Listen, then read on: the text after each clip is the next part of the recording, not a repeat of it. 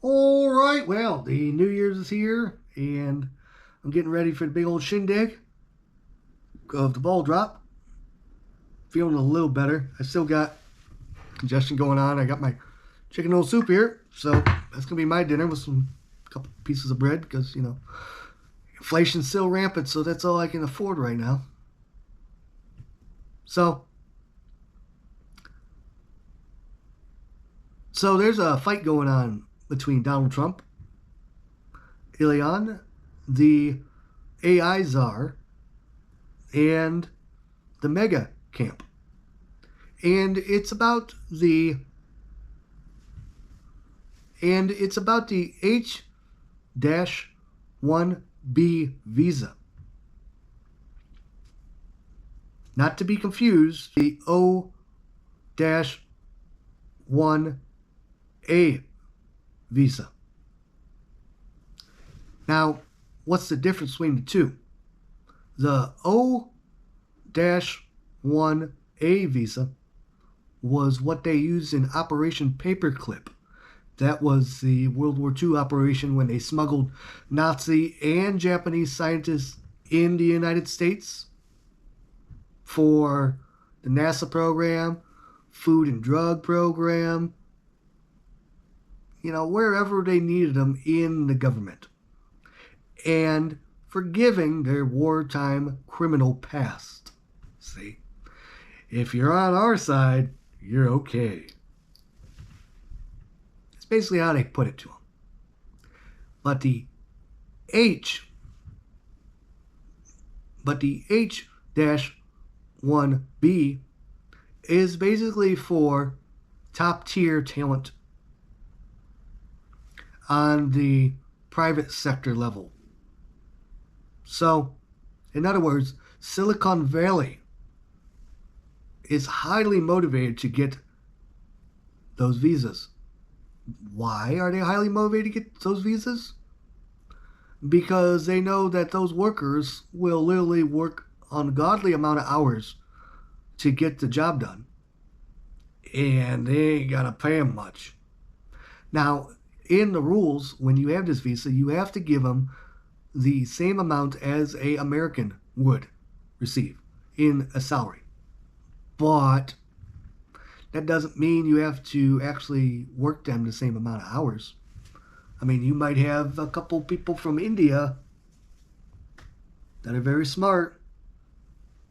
You might feed them, clothe them, and give them room and board, but work them 16 hours a day, 6 days a week. Yeah. Or you might put them in the fields picking your lettuce, give them those visas too, and say, hey, here's your living condition, and it's a freaking tent with an outhouse, if they're lucky. Yeah. So what brings this visa up? Well, Elon, the owner of Tesla, who's on the Trump camp, talked about, hey, this visa thing, we might want to reform it, change it a little bit. Because every year in America, they let in 85,000 people with that visa. There's not much stats on how many people are turned away. But with that amount of people, you can really see how if you want the people that are already in your country, like Tyson's, for example, who allowed workers to be illegal in New York, that are 100,000 of them. That's what they projected to have this summer.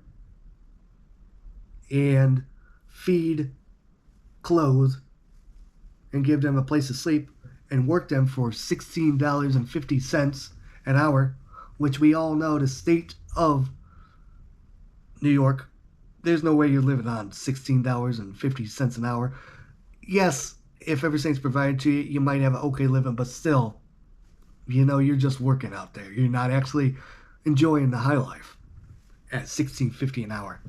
How does this affect the ticking time bomb that is the youth unemployment in Asia? This is how it affects.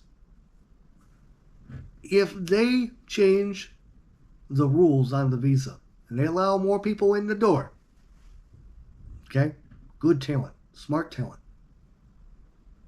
hit the ground running talent. Then, for example, the country of India, who has 42% youth unemployment, will be really pushing to push their visas over to our country to let those people work there.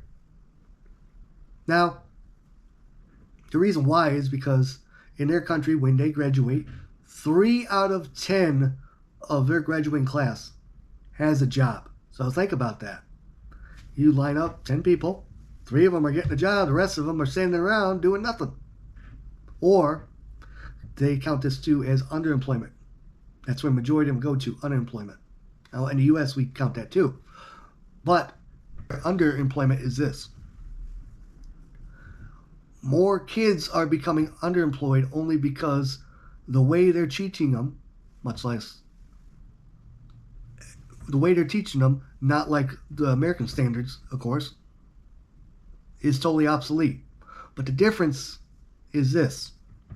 See, in India, the way their schools work in the university setting is if it's a unnecessary skill, they're not teaching it. See, in the U.S., they'll give you lollipops and gumdrops all day, and they'll say unicorns are going to be outside your front door. Yeah, you can be taught it.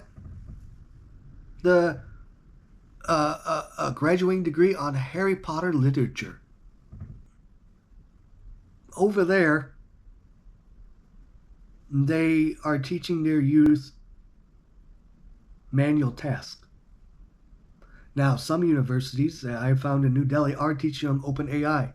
Some sectors, however, what India is finding out is they have visa programs with other countries, like Germany, for example, who says flat out, hey, we don't need your kids anymore. They don't have the skill set.